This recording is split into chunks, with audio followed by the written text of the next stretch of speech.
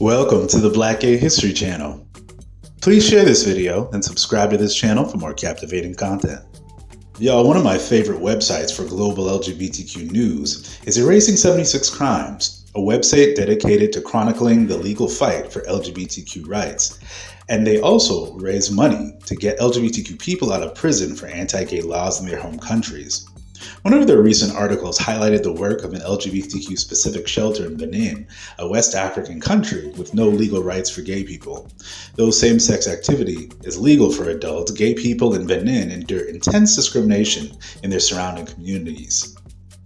Half the Beninese population is Christian, with several diverse minority religious groups like Muslims and African spiritualists, particularly Voodoo.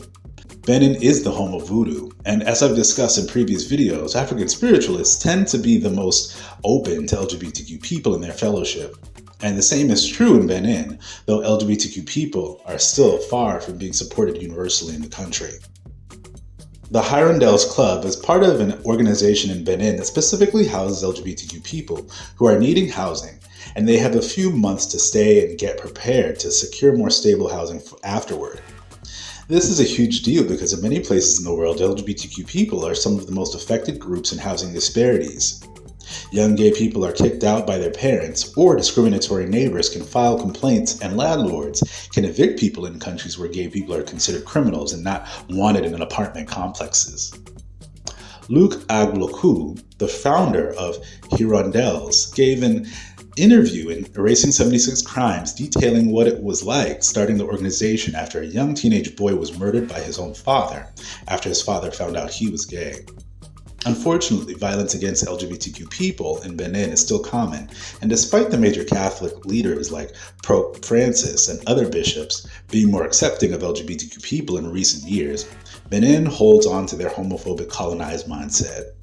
I've discussed numerous times previously on this channel how indigenous African belief systems in West Africa, particularly Voodoo, used to celebrate same-sex intimacy and gender diversity before Europeans colonized the coast and introduced Christianity and homophobia to African society. Even in the US, many LGBTQ people face housing instability, myself included.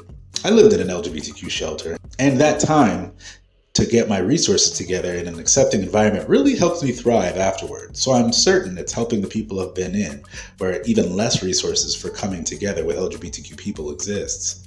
This groundbreaking shelter has a lovely website, Hirondelles Club International, that breaks down all of their resources and ways to reach out for support. It's great that so many LGBTQ people have online support in the virtual world, but we also need real-life places that we can go and congregate. The more places like this for us, the better.